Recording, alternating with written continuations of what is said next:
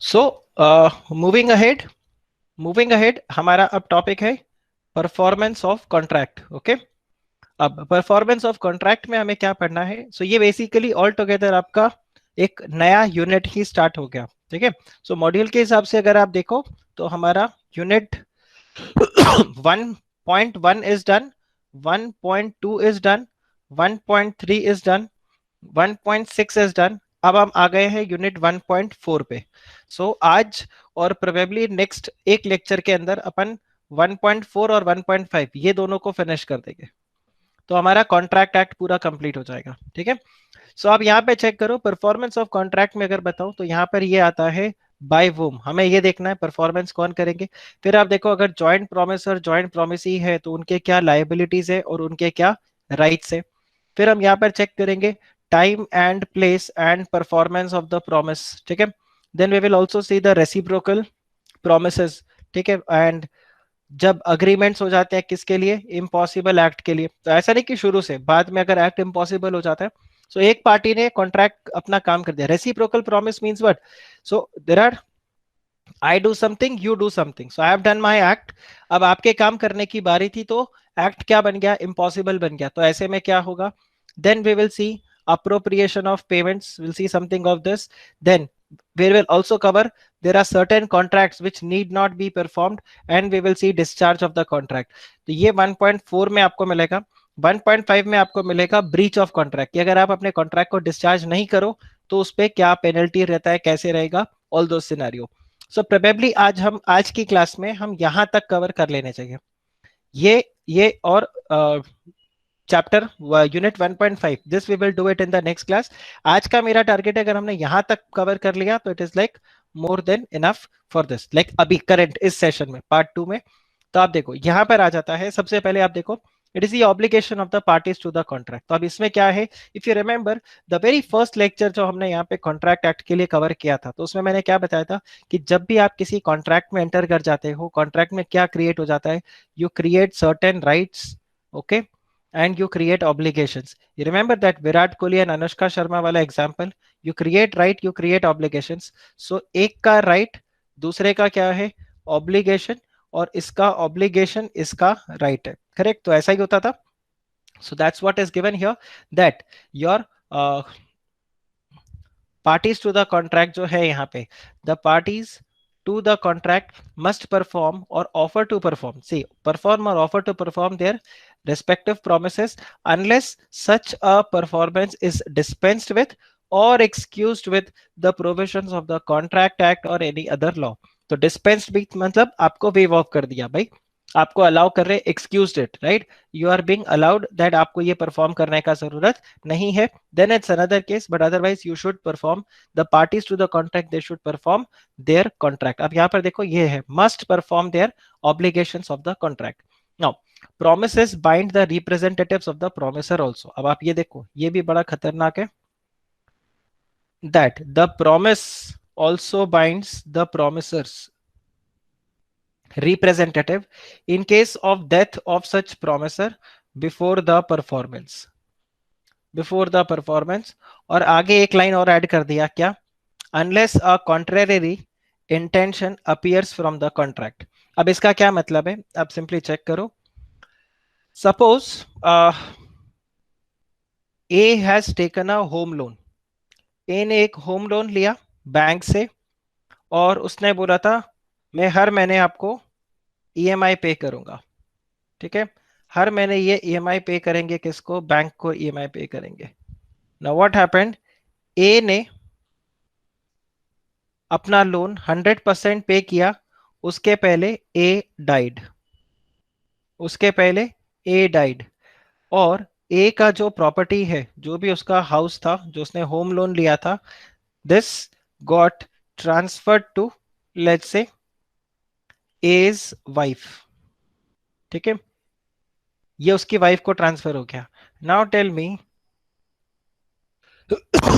Who must pay EMI?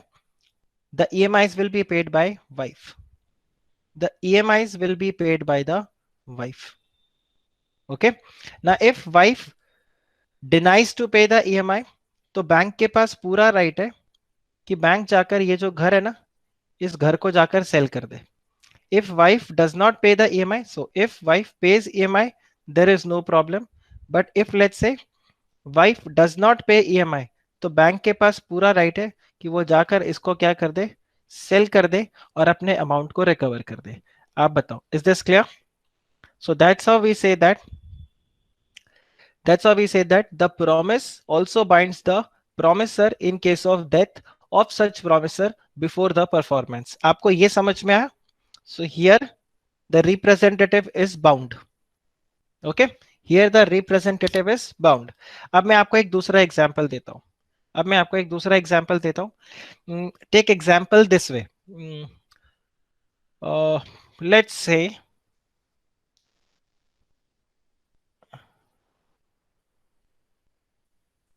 Irfan Khan.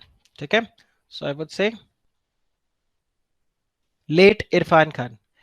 इन्होंने एक movie sign किया था डायरेक्टर के साथ. ठीक है, सो ये से लेट्स से इन्होंने अनुराग कश्यप के साथ एक मूवी साइन किया. नाउ ये मूवी का शूटिंग चल रहा था, बीच में इरफान खान इनकी डेथ हो गई. जब इनकी डेथ हो गई, क्या अनुराग कश्यप इरफान खान के वाइफ को या उनके लीगल रिप्रेजेंटेटिव को बोल सकते हैं कि अब आप इरफान खान की जगह आप एक्टिंग करो पिक्चर में? Can he do so? No. So आप देखो, आपके सामने मैंने दो तरह के कॉन्ट्रैक्ट रखे. ठीक है, एक कॉन्ट्रैक्ट जिसमें जो प्रोमिसर था वो मर गया और उसका कॉन्ट्रैक्ट फिर किसने कंटिन्यू किया, बेसिकली ऑब्लिगेशन किसने फुलफिल किया, वाइफ ने किया. यहां पर भी एक कॉन्ट्रैक्ट बना, लेकिन इस कॉन्ट्रैक्ट को लीगल रिप्रेजेंटेटिव परफॉर्म नहीं कर सकता. So unless the contrary appears from the contract. Okay, तो आपको यह ध्यान रखना है.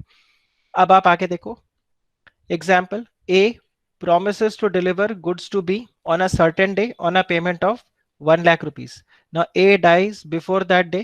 Now A's representatives are bound to deliver the goods to B and B is bound to pay 1 lakh rupees to A's representative. Okay, so that's how it goes.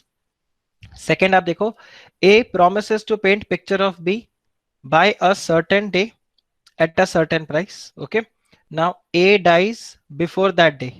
Now the contract cannot be enforced either by A's representative or by B because it involves what? It involves personal skill and it is a contract of personal nature. ये दोनों examples आपको correlate हो गए इसके साथ. देखो दोनों examples correlate हो गए. ये दोनों examples correlate हो गए आपके इसके साथ. Correct? So this is how it goes. अब आप देखो आगे हम देखते हैं. तो यहाँ पर उसी का एनालिसिस आपको दिया हुआ है. हमने ऑलरेडी इसको समझ लिया, बट फिर से एक बार यहाँ से भी पढ़ लेते. So contract being an agreement enforceable by law, it creates what? It creates a legal obligation which subsist till it is discharged. What do you mean by subsist? It exists. It will continue to exist. Okay, it will exist until it is discharged. So the performance of the promise or the promises remaining to be performed is the principal and most usual discharge. अब आप देखो, the basic rule is that the promiser must perform exactly what he promised to perform. ठीक है, and that obligation is what? The obligation to perform is absolute. So it may be noted that it is necessary for the party who wants to enforce the promise made to him to perform his promise for himself or offer to perform his promise. Then देखो, only after that he can ask the other party to carry out the promise. तो पहले आप अपना काम करो, फिर सामने वाला अपना काम वहां पे करेगा. Now this is the principle which is addressed in section 37. Thus it is the, आप ये देखो, it is the primary duty of each party to the contract to either perform or offer to perform his promises. He is absolved from such responsibility only when the provisions of the law. Absolved means he is made free. अब देख रहे हो, ये wordings आप ध्यान रखना. Absolved, subsisted, correct. तो यहाँ पर अब अगर आप इस तरह से लिखो he is made free from such responsibility, तो ये आपका इतना अच्छा लैंग्वेज नहीं होगा. तो जो जो आपको लोग बोलते हैं ना कि लॉ का लैंग्वेज क्या होता है, तो ये ऐसे जो अच्छे टर्म्स होते हैं आपको ये ध्यान रखना है when you right your answer. So he is absolved from such responsibility only when under a provision of law or an act the other party to the contract the performance can be dispensed with और it can be excused, correct. तो यहाँ पर clearly एक point क्या हो गया, that the performance can be actual, may be actual और it can be offer to perform. तो यहाँ पे एक्चुअल परफॉर्मेंस क्या हो गया, where a party to a contract has done what he has undertaken to do. Either of the parties have fulfilled their obligations under the contract within the time and the prescribed manner. So if you remember, executory contract, executed contract, correct? तो ये वैसा वाला बात हो गया, executed contract, ठीक है। So X borrows 5 lakh rupees from Y with a promise to be paid after 1 month. Now X repays the amount on the due date. This is what? This is actual performance. Okay. Executed contract. Okay. This is executed contract. अब देखो, the offer to perform or attempted performance or tender of performance. So it may happen sometimes that when the performance becomes due, the promisor offers to perform his obligation, but the promisee refuses to accept the performance. ठीक है, यहां पर भी आप check करो, आपने अपना काम कर दिया, because as per the contract act आपका ऑब्जेक्ट अब बेसिकली क्या है, you either should perform, right, you either should perform और you should offer to perform, offer to perform. अब अगर आपने ऑफर किया टू परफॉर्म और सामने वाले ने आपको अलाउ नहीं किया, ना इन that case you have done your contract, बाद में आपको नहीं बोला जा सकता कि आपने। जैसे एक सिंपल एग्जांपल देता हूं, फॉर एग्जांपल समीक्षा का एग्जांपल लेते हैं, ठीक है। सो आप यहां पर चेक करो, समीक्षा का हम एग्जांपल लेते हैं। समीक्षा ने मेरे को बोला सर आप मुझे लॉ पढ़ा दोगे क्या, मैंने बोला ठीक है मैं आपको लॉ पढ़ा दूंगा। Now Samiksha let's say she paid 5,000 rupees to me, और मैंने समीक्षा को बोला okay I will teach you CA foundation का लॉ। नाउ समीक्षा ने बोला क्लासेस कब होगा, मैंने बोला Samiksha we will hold classes on Monday, Wednesday and Friday from 12 noon to 3 PM, ये अपना लेक्चर फिक्स रहेगा, ठीक है। समीक्षा ऑल्सो एग्रीड, समीक्षा ऑल्सो एग्रीड। अब देखो 12 से 3 मंडे वेडने, और मैंने समीक्षा को क्या बोला, ऐसे हमें कितने क्लासेस लगेंगे, 3 hours का एक लेक्चर, और ऐसे हमें फॉर एग्जाम्पल 10 लेक्चर्स लगेंगे। सो ऑलमोस्ट 2.5 week में आपका पोर्शन कंप्लीट हो जाएगा। नाउ मैं मंडे वेडनेसडे फ्राइडे 12 से 3 आया, समीक्षा को पढ़ाया और निकल गया, तो ये क्या हो गया, actual performance. I have perform, Samiksha has already paid me, she has already paid me this money, ठीक है। नाउ दूसरा सिनेरियो मैं आपको बताता हूं, मैं मंडे वेडनेसडे फ्राइडे 12 से 3 लेट्स से ऑनलाइन आ जाता हूं, और मैं ऑनलाइन आके लॉग इन कर लेता हूं। मैं ऑनलाइन आ गया, मैंने ऑनलाइन आके यहाँ पर लॉग इन कर दिया, बट आप रिस्पॉन्ड ही नहीं कर रहे हो। रिस्पॉन्ड नहीं कर रहे मतलब समीक्षा लॉग इन ही नहीं करती है, 12 से 3 लॉग इन नहीं करती है। She does not inform me else कि sir I will not be able to attend class during this time, या एनीथिंग एल्स, कोई भी वहां पर रीजन नहीं देती, ठीक है। अब यहां पर क्या सिनेरियो हो गया, can you say that I have not performed my promise, can you say I have not perform my promise. मैं 12 से 3 10 लेक्चर तक मंडे वेडनेसडे फ्राइडे बैठता था, और समीक्षा वहां पर ऑनलाइन नहीं आती थी। यू कैन नॉट से, सो समीक्षा कैन नॉट से sir you have not performed your promise, please refund this 5,000 rupees. ध्यान रखना ये रिफंड नहीं होगा। वाई, बिकॉज मेरा क्या था काम, either I had to perform the promise और at least I should have offer to perform the promise. I have offer to perform the promise, but आपने अगर यहाँ पे क्लास अटेंड नहीं किया तो उसमें मेरी गलती नहीं है। So this is how it goes. So देखो एक बार फिर से इसको पढ़ते हैं। It may happen sometimes when the performance becomes due, the promisor offers to perform his obligation but the promisee refuses to accept the performance, ठीक है। जैसे 12 से 3 मैंने लेक्चर रख दिया, बट यहाँ पर समीक्षा आप ऑनलाइन नहीं आ रहे हो पढ़ने के लिए, so I have offered to perform my obligations but you have not accepted it, ठीक है। so P promises to deliver certain goods to R, P takes the goods to the appointed place during the business hour but R refuses to take the delivery. Now आप यहाँ पर क्या बोलोगे, this is an attempted promise as promiser has done what he was required to do under the contract. So later on basically here R cannot say कि आपने अपने obligation को fulfil नहीं किया। आप बताओ, दिस इज क्लियर ना, why this is important? ये 5,000 रुपए के लिए हमें और किसी चीज से मतलब नहीं है, हम इस चीज से मतलब है कि ये 5,000 रुपया का क्या होगा, ये रिफंड होगा कि नहीं होगा, या मैं ये 5,000 रुपया क्लेम कर सकता हूँ कि नहीं कर सकता हूँ। Point is that. आप मुझे बताओ, इज दिस क्लियर? आगे देखो, बाय वूम, बाय वूम द कॉन्ट्रैक्ट में बी परफॉर्म। तो इसमें आपके पास 3 सेक्शन है। तो हमने देखा था प्राइमरी रिस्पॉन्सिबिलिटी किसका होता है, primary responsibilities of the promisor. So if it appears from the nature of the case that it was the intention of the parties to any contract that any promise contained in it should be performed by promisor himself, so such promise must be performed only by the promisor. In other cases, the promisor or his representative may employ a competent person to perform it. A simple example, आप सब आप सब आप सब जब यहाँ पे class पे आए थे, ठीक है, तो लेट्स से आपको मेहुल सर मिले, या आपको लेट्स से मनोज सर मिले, आपको मेहुल सर मिले या आपको मनोज सर मिले, और मेहुल सर मनोज सर को आपने बोला सर हमें सीए फाउंडेशन कोर्स का लॉ पढ़ना है, ठीक है। Now who can teach you law? Sir ने बोला ठीक है, आपका फैकल्टी अरेंज हो जाएगा। Now who can teach law? Who can teach you law in this case?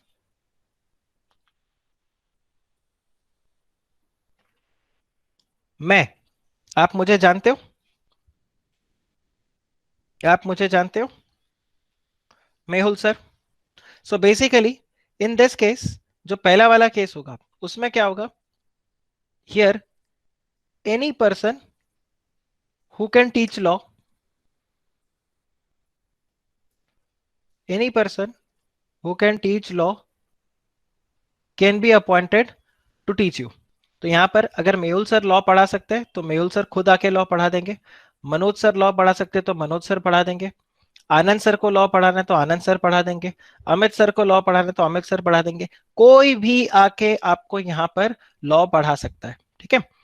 But suppose करो जब आपने सीए फाउंडेशन कोर्स में ज्वाइन किया तो आप मेरे को जानते थे, और आपने मनोज सर या मेहुल सर को बोला था हमें लॉ पढ़ना है सिर्फ आनंद सर से, आपने मेरा नाम स्पेसिफिक कर दिया, राइट, कि आपको लॉ किससे पढ़ना है, आनंद सर से पढ़ना है। Now tell me, who will teach you law?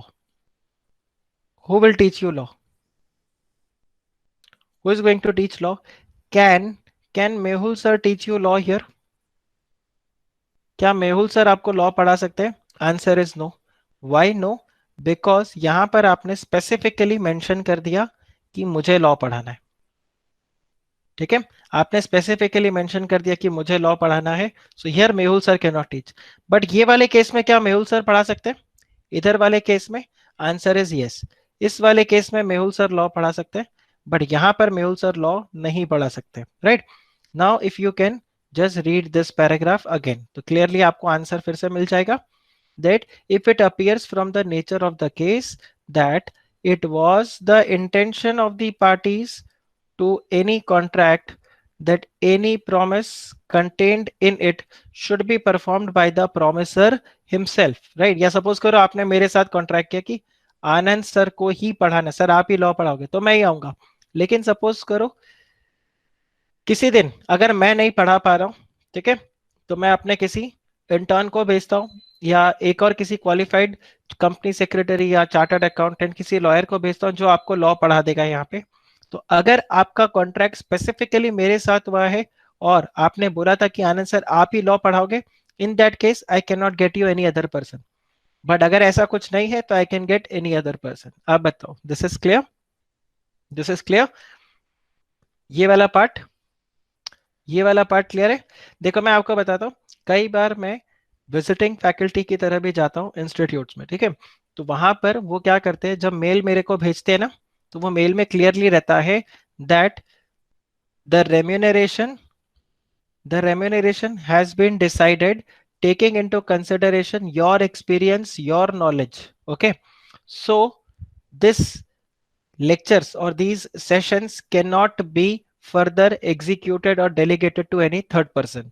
मतलब इंस्टीट्यूट क्या बोलना चाहता है कि देखो हम जो आपको यहाँ पर रेम्यूनरेशन पे कर रहे हैं वो आपके एक्सपीरियंस और आपके नॉलेज के हिसाब से पे कर रहे हैं, तो ऐसा नहीं हो कि आप अपने नाम पे यहाँ पर क्या करो, हमसे रेम्यूनरेशन ड्रॉ करो और फिर किसी थर्ड पर्सन को बुलाकर बोल दो आप लॉ पढ़ा दो यहाँ पे, ठीक है। तो आपको ये ध्यान रखना है इधर यहाँ पे। बट अगर ऐसा कुछ नहीं लिखा हुआ तो any person can perform the promise, even the representatives can do. So देखो, A promises to pay B a sum of money. Now A may perform this promise either personally paying the money to B or by causing it to be paid to B by another. And if A dies before the time appointed for the payment, his representatives must perform the promise or employ some proper person to do that.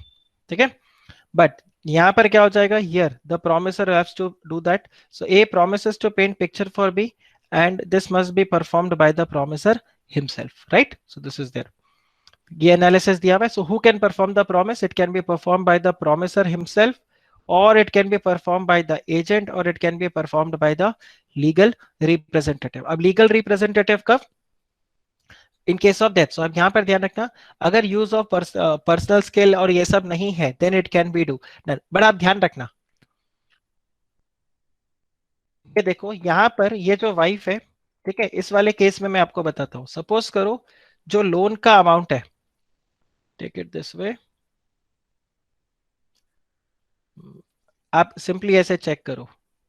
मैं बोलता हूँ loan का amount है for example 5 crore और house का value है 4 करोड़। आप मुझे बताओ इस केस में वाइफ का लायबिलिटी कितना होगा, ये वाइफ का लायबिलिटी कितना होगा, how much she is going to pay, she is going to pay 4 crore only, she will not pay 5 crore. Why, because उनको एसेट कितने का मिल रहा है इनहेरिटेंस में, ये जो ट्रांसफर हो रहा है, ठीक है, ट्रांसमिशन में उनको 4 करोड़ का घर मिल रहा है, तो वो 5 करोड़ के लाइबिलिटी को एक्सेप्ट नहीं करेंगे।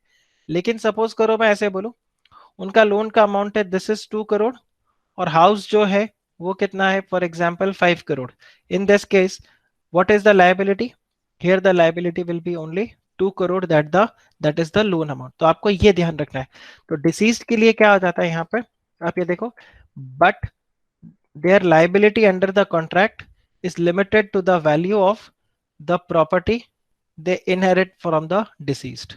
Okay, is this clear? ये आप ध्यान रखना।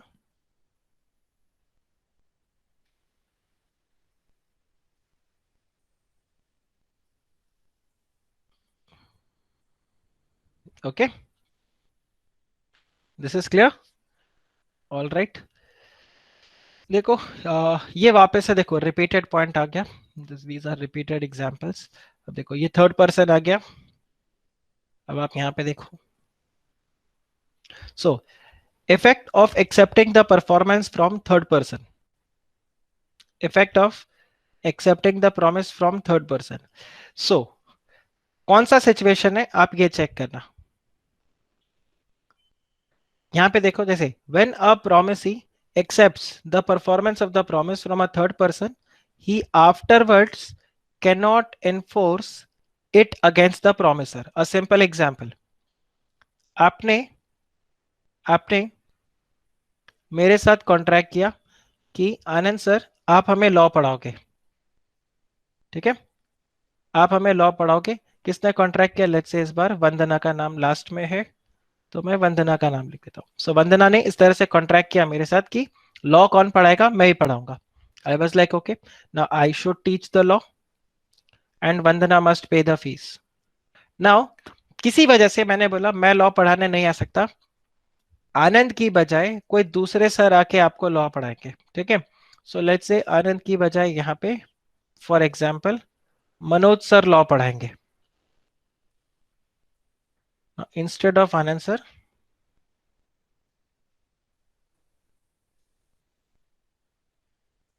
मनोज सर आएंगे और वो आपको लॉ पढ़ाएंगे, ठीक है। अच्छा, वंदना के पास ऑप्शन है कि वो मना कर दे कि नहीं सर स्पेसिफिक परफॉर्मेंस आप ही को ही देना है, मनोज सर से नहीं होगा। लेकिन सपोज करो वंदना मनोज सर से लॉ पढ़ने के लिए अग्री कर जाती है. She agrees. Correct. The moment Vandana agrees to learn law from Manoj sir, later on she can not enforce this promise on me. मतलब जैसे ही थर्ड पार्टी से आपने एक्सेप्ट कर लिया, मैं यहां पर क्या हो जाऊंगा, फ्री हो जाऊंगा. मैं यहाँ पे फ्री हो जाऊंगा. And now you can not enforce this on me. तो आप देखो, when a promisee accepts performance of the promise from a third person, he cannot afterwards enforce it against the promiser. He cannot enforce it against the promiser. तो आप यहाँ पे ध्यान रखना, thus performance by the stranger if accepted by the promisee, this results in discharging the promiser, although the latter is neither authorized nor ratified the act of the third party. तो जैसे ही आपने यहां पर एक्सेप्ट किया, now I am free. ये देखो, now I am free. Is this clear? Is this clear? Is this clear? ये वाला, राइट? तो जैसे ही थर्ड पार्टी से आपने एक्सेप्ट कर लिया, सो इस कॉन्ट्रैक्ट में देखो, प्राइमरी कॉन्ट्रैक्ट हम दोनों के बीच में था, तो जैसे ही आपने थर्ड पार्टी से एक्सेप्ट किया, यू आर फ्री. ओके, तो आपको ये ध्यान रखना है. Then if you see, A received certain goods from B, promising to pay 1 lakh. Later on, A expressed his inability to make the payment. C, who is known to A, pays 60,000 to B on behalf of A. However, A was not aware of the payment. Now, B is intending to sue A for the amount of rupees 1 lakh. Correct. Can he do so? Can he do so? Can he do so? देखो, मैं आपको इसको, चलो एक काम करता हूं.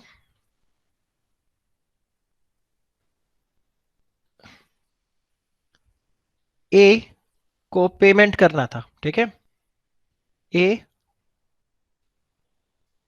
had to pay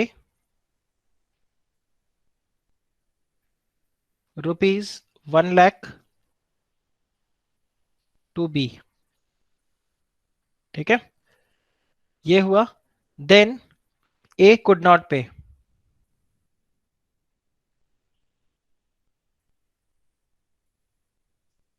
A could not pay this amount. So what happened? जैसे A could not pay this amount, C आया. C कौन है? Let's say a relative of A. ठीक है, और C ने क्या कर दिया? C pays, let's say 60,000 on behalf of A to B. ठीक है, सो टेक्निकली ए से कितना पेमेंट गया बी को? 0. So technically, so this implies, technically A has not paid anything.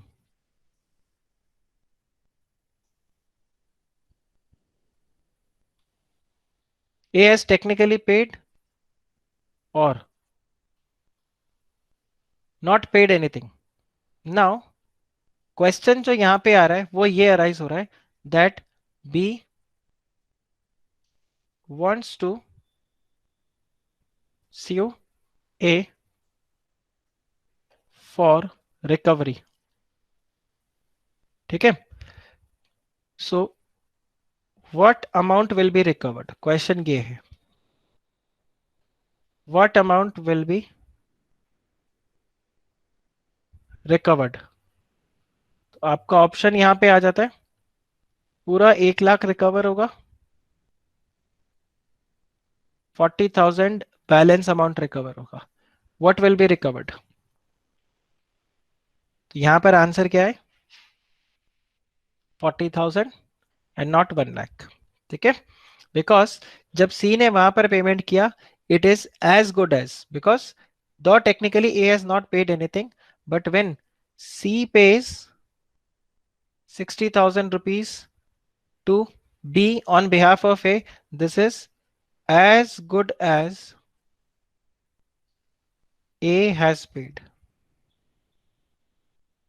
आप मुझे बताओ, is this clear?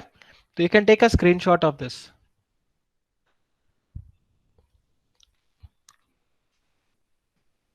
You can just take a screenshot of this और आप इसको रख सकते हो। Done? Okay, thank you. So आप ये देखो, so as per section 41, if you can just see, as per section 41, when a promisee accepts the performance of the promise from third person, he cannot afterwards enforce it against the promiser. Thus, that is performance by stranger. आप ये देखो, performance by stranger accepted by promisee produces the result of discharge of the promiser, although the latter had neither authorized nor ratified the act of the third party.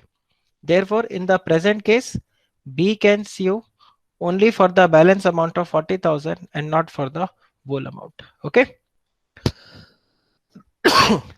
Okay, ये clear? फिर देखो, question आ जाता है किसके ऊपर? Joint प्रोमिसर्स के ऊपर। ठीक है, तो जॉइंट प्रोमिसर्स में क्या हो जाएगा? देखो, ये थोड़ा सा सिंपल सा पॉइंट है। देखो, ए, बी एंड सी, ये तीनों ने मिलकर क्या किया था? They all are who?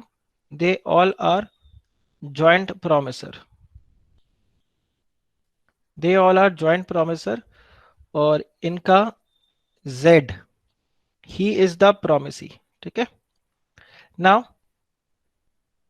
कौन कौन परफॉर्मेंस करेगा? A should perform, B should perform, C should perform. ठीक है, if A dies, if A dies, in that case A का representative, as representative B and C will perform.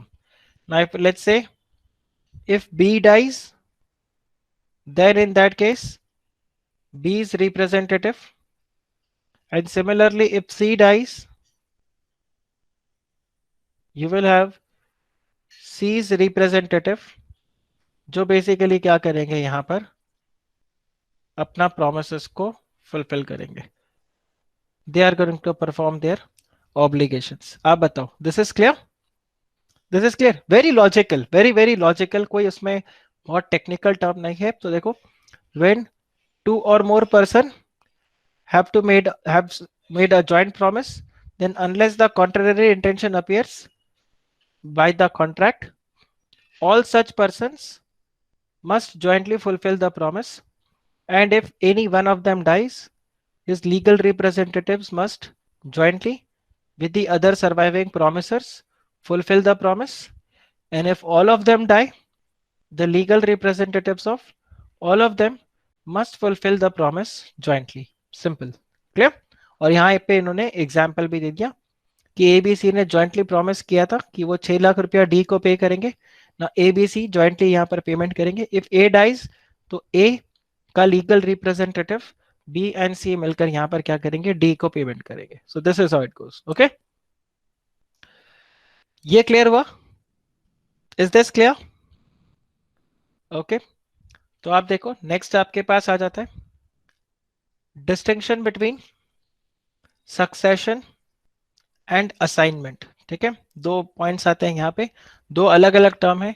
Exam में कई बार आपको ये डिस्टिंग्विश बिटवीन के लिए पूछा जा सकता है। So this again stands little important here.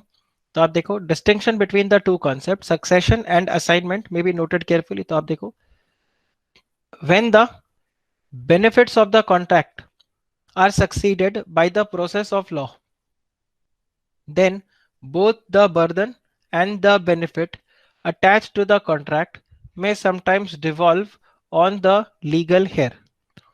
इसका क्या मतलब हो गया? सिंपल सा पॉइंट, हमने ये पॉइंट ऑलरेडी आया है। अब यहाँ पे देखो, ये वाला case, if A dies and the home और the house gets transfer to wife, also the bank loan.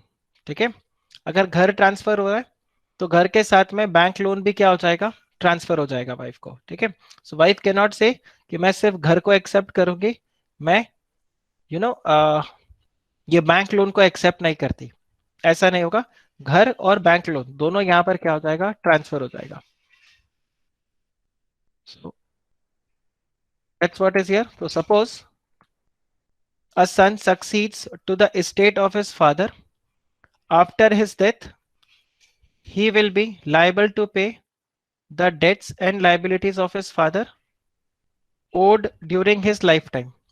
But if the debts owed by the father exceeds the value of estate inherited by the son, then he would not be called upon to pay the excess. तो जैसे हमने वो wife वाला example लिया था. So in other words, the liability of the son will be limited to the extent of the property which is inherited by him. Is this clear? Is this clear? बहुत ही basic सा point है. ये किसका हो गया? Succession में आ गया. ठीक है. असाइनमेंट में क्या होगा? आप देखो, इन case of assignment the benefits of the contract. ठीक है, हम अगर असाइनमेंट की बात करते हैं तो असाइनमेंट में क्या होता है? The benefits of the contract can only be assigned but not the liabilities. तो अगर आप असाइन करते हो तो आप खाली क्या असाइन कर सकते हो? बेनिफिट्स को असाइन कर सकते हो, लाइबिलिटीज को नहीं कर सकते. This is because when liability is assigned a third party gets involved therein and a debtor cannot relieve himself of the liability to a creditor by assigning it to someone else his obligation to repay the debt. तो आप ध्यान रखना, आप सिर्फ benefits को assign कर सकते हो, आप अपने लाइबिलिटीज को असाइन नहीं कर सकते. ये आपको क्लियर हुआ? You can not assign the. तो यहां पर जो एग्जाम्पल दिया हुआ है उसमें क्या है, आप सिंपली चेक करो. You have one person who has borrowed money. ठीक है, so you have one person who has borrowed money. Let's say I am the borrower. और मैंने पैसा किससे लिया है? मैंने पैसा लिया धवल से. ठीक है, so Dhaval is the lender. Correct. Now ध्यान रखना, धवल मेरे को बोल सकता है instead of me please pay the money to Kaustubh. ठीक है, अब ध्यान रखना, Dhaval can say that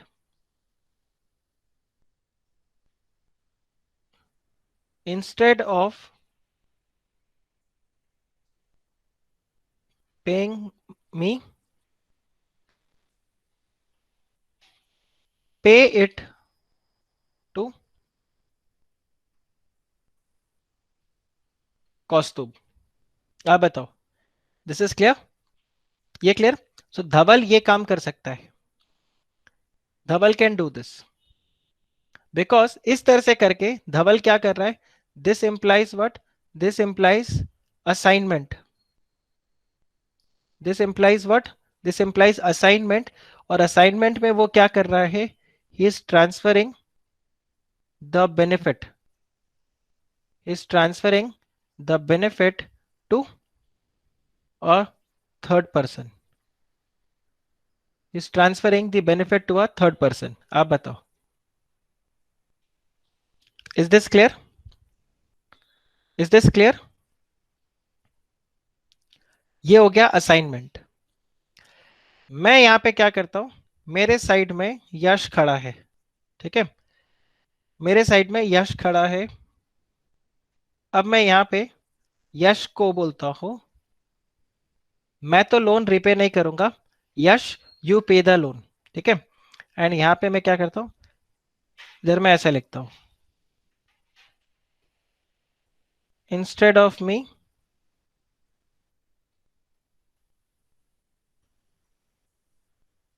Yash will pay to Dhaval. अब ध्यान रखना, ये नहीं चलेगा.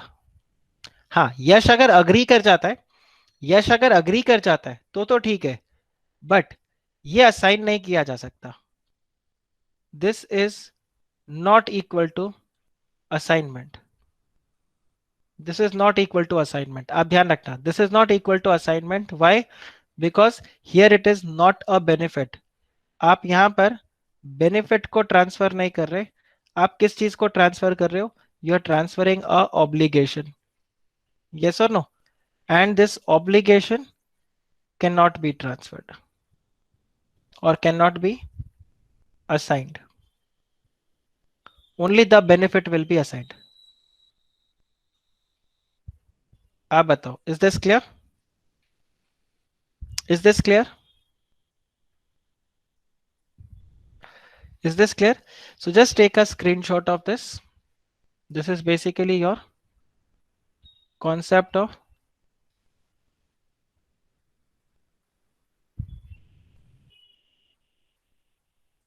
असाइनमेंट. ठीक है, ठीक है. बट सपोज करो मैं यहां पे बोलता हूं, मैं क्या कर रहा हूं, Yash is my legal representative. Yash is my legal representative. ठीक है. और उसको एसेट्स मिला है कितना, लेट्स से 5 करोड़ का, वर्सेस ये जो लाइबिलिटी है ये 1 करोड़ का. Correct, correct. क्या अब ये यश 1 करोड़ रुपीस का लाइबिलिटी पे करेगा? Answer is yes. Why? Because यहां पर क्या हो गया, ये हो गया सक्सेशन. ये हो गया सक्सेशन. और सक्सेशन के अंदर मैं क्या बोलूंगा, if Yash received excess of assets over liabilities, then Yash will pay. ओहो, ये गया. एनीवे anyway, वो स्लाइड तो चला गया, but I hope you can understand this, the concept of succession and assignment. I hope you will understand this. याद रहेगा ये वाला point? Anyway, this is clear. All right. अब आप देखो, what will be the effect of refusal to accept the offer of performance. ठीक है, इसका इंपैक्ट क्या होगा? So when the promisor who has made an offer for the performance to the promisee and the offer has not been accepted. Remember Samiksha और मेरा वाला case. ठीक है, कि मैं पढ़ाने को आ गया पर समीक्षा नहीं आई 12 से 3. इन that case the promisor will not be held responsible for the non-performance, nor does he thereby lose any right under the contract. This means मैं समीक्षा से फीस भी रिकवर कर सकता हूं, और समीक्षा मेरे को ये नहीं बोल सकती कि आनंद सर ने अपने कॉन्ट्रैक्ट को पूरा नहीं किया. Why? Because I offered to perform, but the promisee did not accept it. So in that case, I neither lose any right under the contract nor I will be responsible for the non-performance. But आपको ध्यान क्या रखना होगा, that आपने जो यहाँ पर services करने के लिए ऑफर किया था, that should be what? That should be unconditional. ठीक है. Then it should be made at a proper time and place, and under such circumstances that the person to whom it is made may have reasonably opportunity of ascertaining that the person by whom it is made is able and willing there, and then to do the whole of what he is bound to do under this.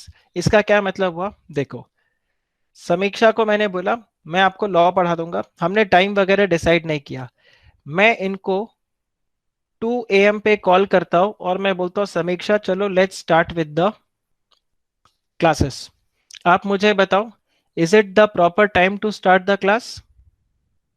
Correct. और समीक्षा मना करते कि sir इस समय नहीं पढ़ना, और मैं हर दिन उनको रात को 2 बजे कॉल करता, और 10 दिन के बाद में मैंने समीक्षा को बोला चलो समीक्षा, मैंने 10 दिन तक आपको 2 बजे कॉल करने को बोला था, आपको ऑफर किया पढ़ाने को, मेरा दिमाग में था कि मैं 2 AM to 5 AM आपको पढ़ाऊंगा, आपने मना कर दिया.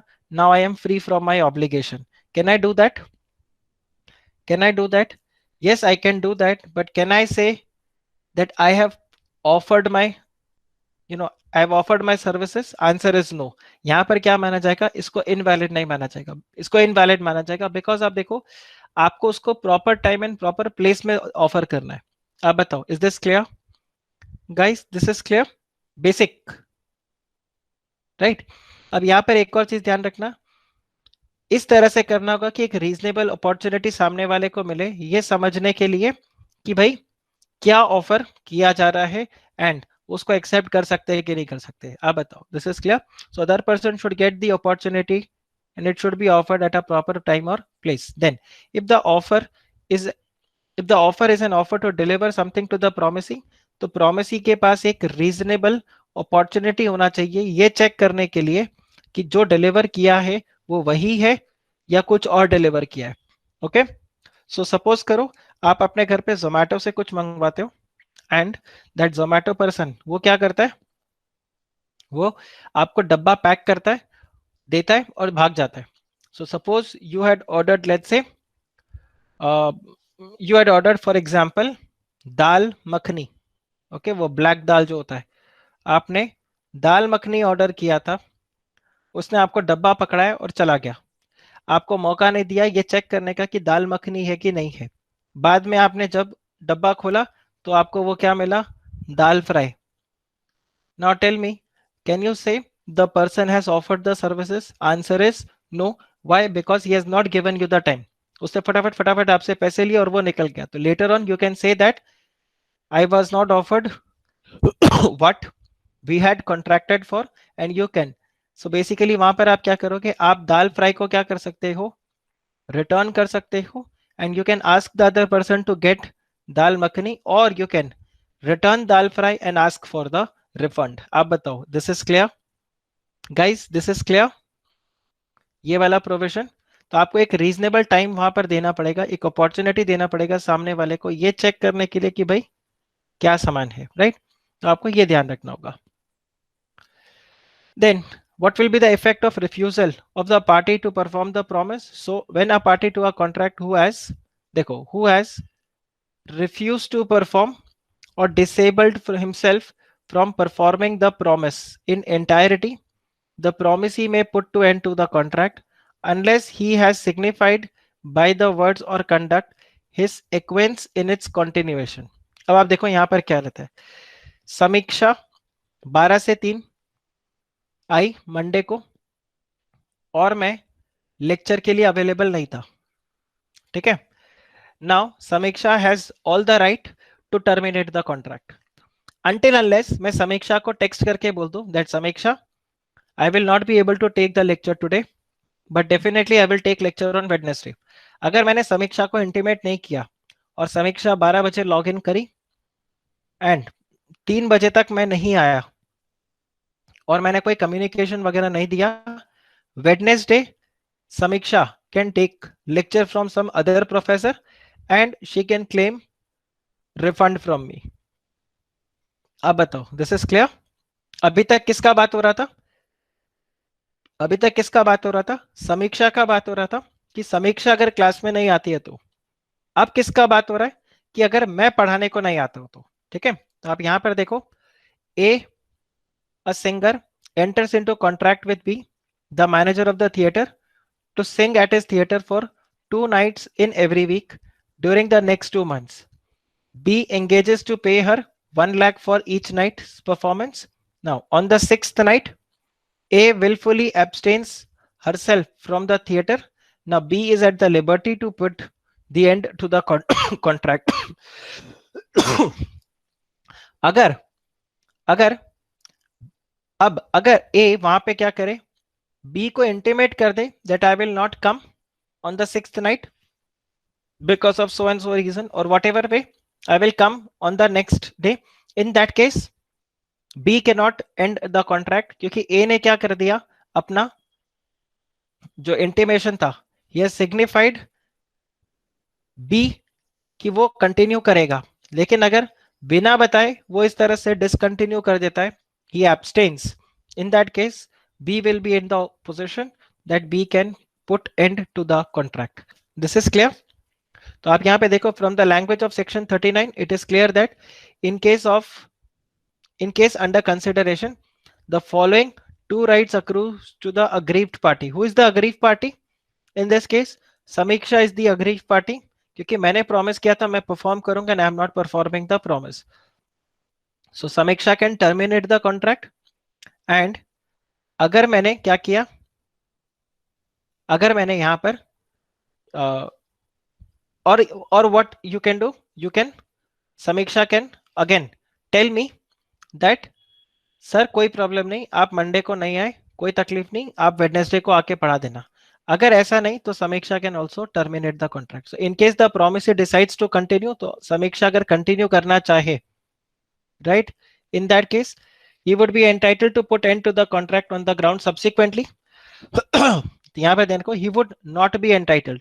So वेडनेसडे को अगर मैं पढ़ाने को आ गया, तो फ्राइडे को समीक्षा ये नहीं बोल सकती सर आप मंडे को पढ़ाने नहीं आए थे, बिना बताए गायब हो गए थे, तो मैं कॉन्ट्रैक्ट को अब एंड कर रही हूँ। बिकॉज वेडनेसडे को जब उसने एक्सेप्ट कर लिया मेरे को पढ़ना, मेरे से पढ़ना, सो इट इज लाइक आपने कॉन्ट्रैक्ट को कंटिन्यू करने का डिसीजन ले लिया, और एक बार आपने कंटिन्यू करने का डिसीजन ले लिया, then subsequently you can not withdraw from the contract. So in this case, the promisee would be only able to claim the damages if he has suffered any losses due to the breach. So Monday को अगर मैंने इनको नहीं पढ़ा है उसकी वजह से अगर कुछ लॉस हुआ, तो Samiksha can claim for those damages, but she will not be able to put to the end to the contract. तो आप यहाँ पर ध्यान रखना, अगर अगर पार्टी अपने प्रॉमिस को परफॉर्म करने से मना कर दे, तो प्रॉमिसी के पास क्या ऑप्शन है, दो ऑप्शन है, देखो ये ध्यान रख लेना।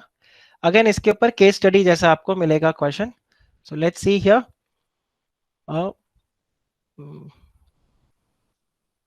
person does not perform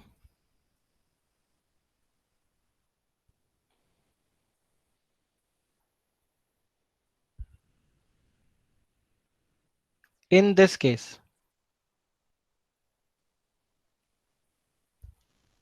promisee जो है उसके पास टू ऑप्शंस है, या तो क्या कर दे, resigned the contract,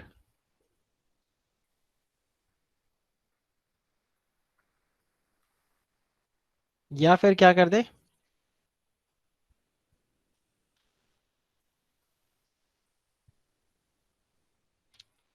continue the contract. If this is opted, if continued, then later on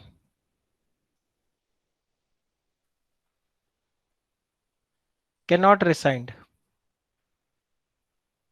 अगर आपने कंटिन्यू कर दिया तो later on you can not rescind, only claim damages.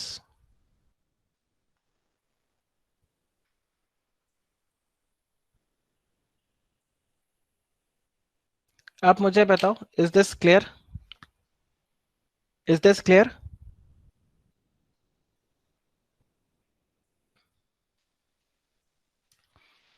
Is this clear? तो आप इसका स्क्रीनशॉट ले लो, इसका स्क्रीनशॉट ले लो। Okay, done.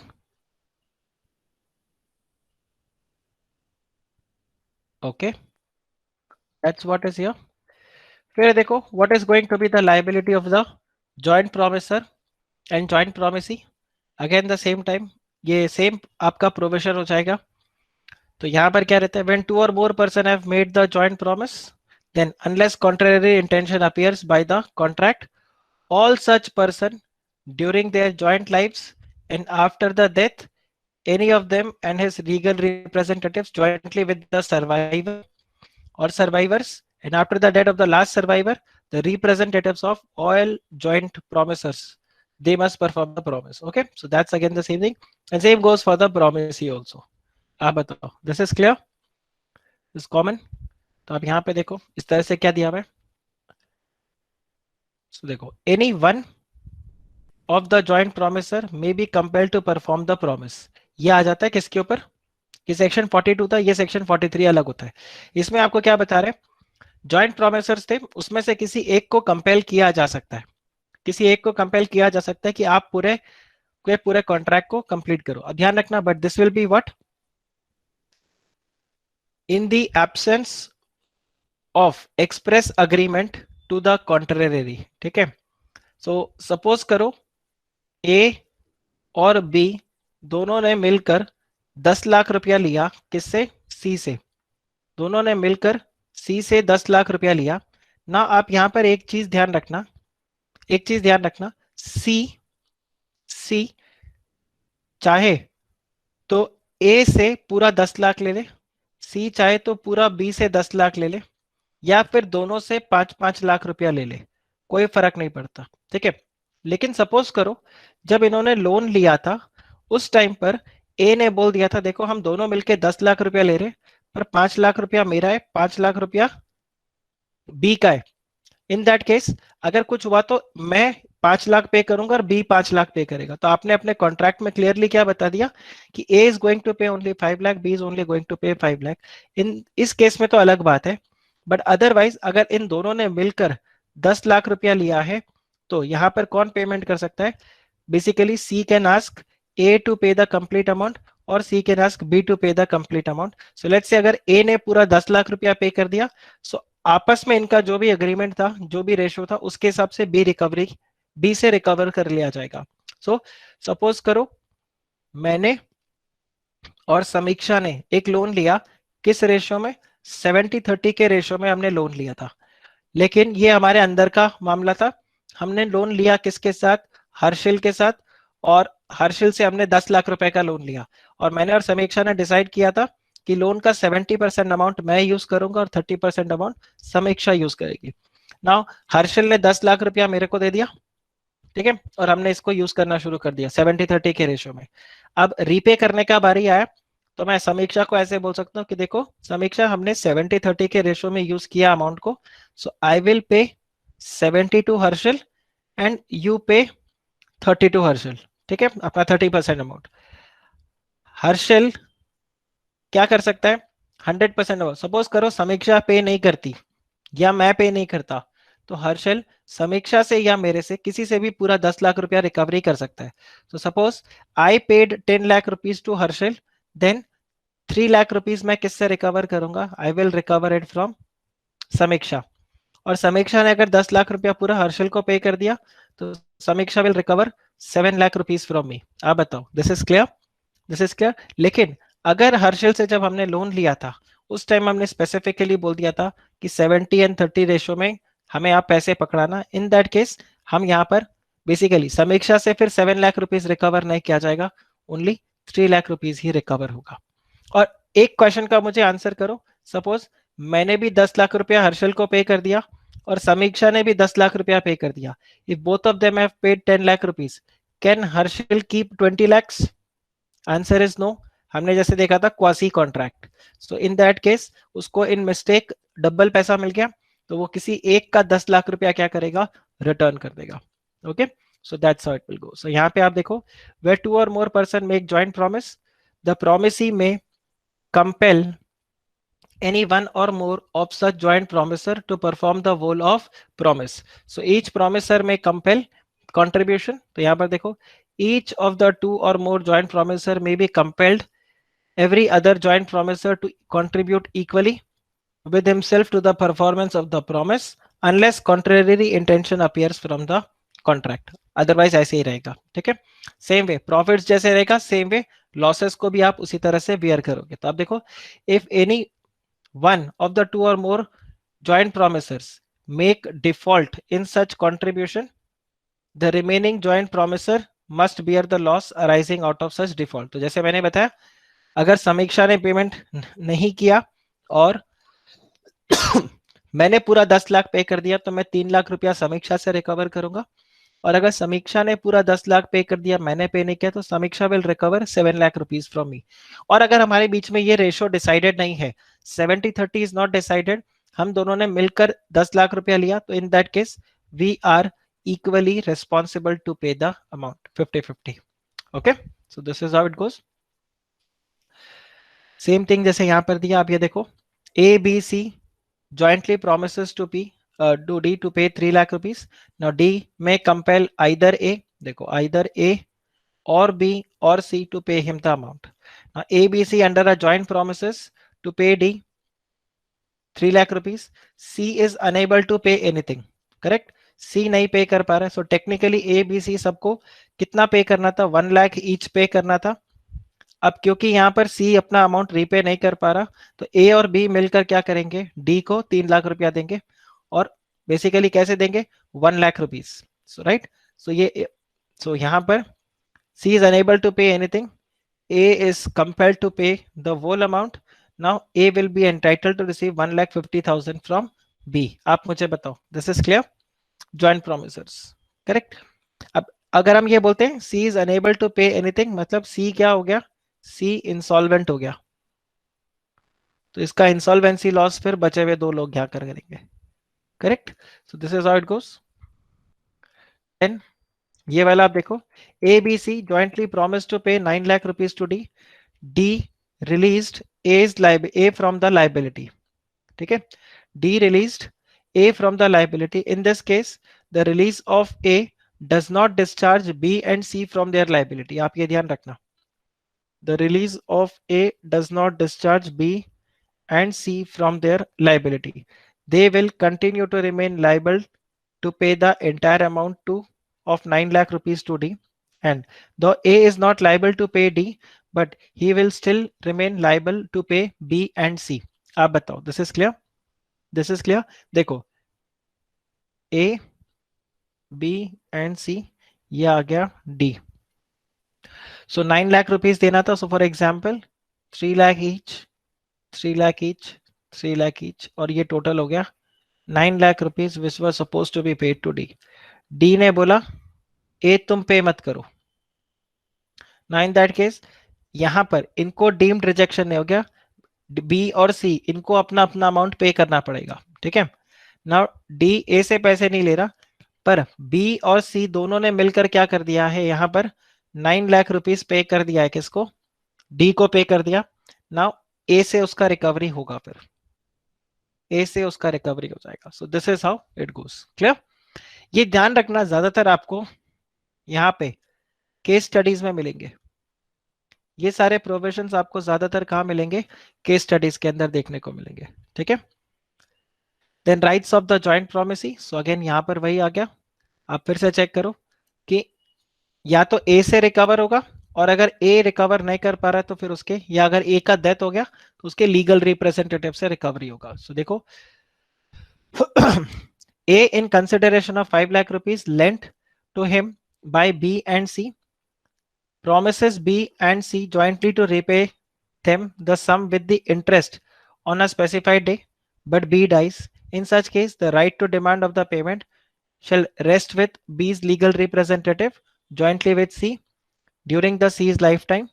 And अगर C मर गया तो फिर B और C दोनों के लीगल रिप्रेजेंटेटिव क्या करेंगे, इस लोन को पे करेंगे। आप बताओ, this is clear, this is clear, right, this is clear. यहां पे ये वाला part same goes your time and place for the performance. देखो सब बेसिक बेसिक प्रोविजन सब आज के अब आपको यहां पर मिल रहा है, ठीक है।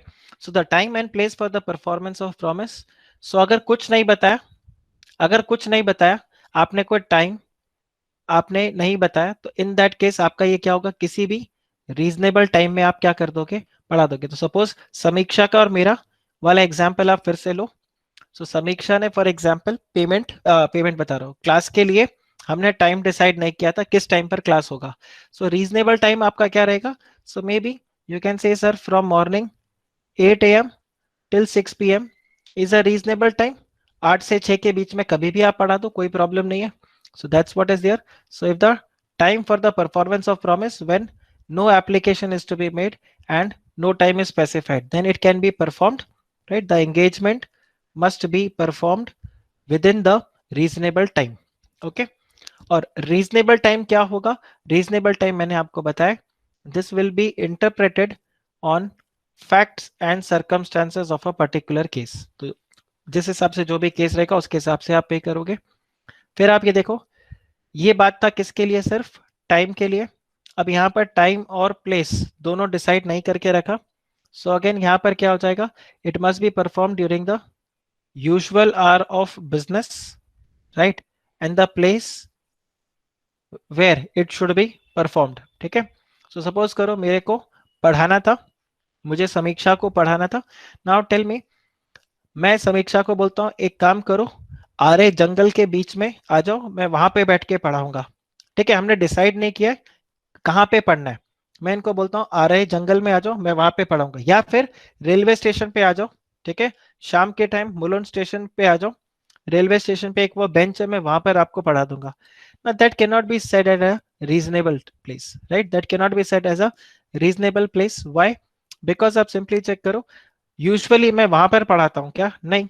अगर मैं यूजुअली वहां नहीं पढ़ाता तो इन दैट केस वो वहां पर नहीं माना जाएगा। So that's what is here, that when a promise is to be performed on a certain day and the promisor has undertaken to perform it without the application by the promise, then the promisor may perform it at any time during the usual business hour on such day and the place at which the promisor ought to be it is to be performed. ठीक है, so usual hour वापस ये गया। then आप देखो, application for performance on certain day to be at proper time and place। तो अगर हमने यहां पर हमने क्या किया था, हमने यहां पर डे तो डिसाइड कर लिया था, ठीक है, बट हमने टाइम और प्लेस डिसाइड नहीं किया था। यहां पर क्या है, हमने डे भी डिसाइड कर लिया है, the day is also fixed, time भी फिक्स्ड है और प्लेस भी फिक्स्ड है। So it should be performed again on that day at that time and at that place only. ठीक है, सो यही आपका रहता है। So when the promise is to be performed on a certain day, the promisor has not undertaken to perform it without obligation application of the promisee, then it is the duty of the promisee to apply for the performance of the proper place and within the usual business hour, right? अब ध्यान रखना, what is proper place and what is proper time, this will be again fact of the case के ऊपर होगा, आप check करोगे, case to case ये depend करेगा, राइट? तो यहाँ पर promisee को बताना होगा, right? then you see, place for the performance of promise where no application to be made and no place is fixed for the performance। so ab dekho, when a promise is to be performed without application by the promisee and no place is fixed for the performance of it, the duty of the promiser to apply to the promisee to appoint a reasonable place for the performance and of the promise and perform it at such place। that's all basic, ये सब आपके basics है, तो इसलिए मैं इसको ज्यादा detail में लेकर नहीं जा रहा। and performance in the manner or the time as prescribed or sanctioned by the promisee then as per the sanction, जैसे यहाँ पे promisee ने बोला वैसे मैं इसको पढ़ा दूंगा। okay, then you again get this performance of reciprocal promise। I think ये वाला आपके लिए थोड़ा सा ज्यादा हो जाएगा बिकॉज काफी कुछ है इसके अंदर। हम एक काम करते हैं, we wrap up today here only, because यहाँ से थोड़ा सा टेक्निकल, अभी तक तो ये बेसिक बेसिक पार्ट आपका चल रहा था, यहाँ पर आपका बीच में टेक्निकल आ जाएगा। So from this we will do it in the next lecture. So today is 18th, so we will continue from here from 20th onwards हम यहाँ से कंटिन्यू करेंगे। आप आराम से आंसर्स लिखकर मेरे को भेजो जो भी आपका है, आई विल चेक इट। थोड़ा सा टाइम टेबल अभी फिलहाल स्टिफ हो रहा है मेरा, so I may not be able to reply you as instantly, but still keep writing the answers। जिन्होंने आंसर्स को भेजा वेरी गुड, जिन्होंने नहीं भेजा please send, keep sending your answers, I will check and जैसे भी रहेगा I will send it to you. आज हमने केस लॉज को भी डिस्कस कर लिया, सो आप आराम से अपना प्रिपेयर करो, और अभी तक हमने जितना पढ़ा है मैं इसका पीडीएफ आप लोगों को अभी सेंड कर दूंगा, so you can study till here. आप बताओ, this is clear? Okay then, take care, bye bye.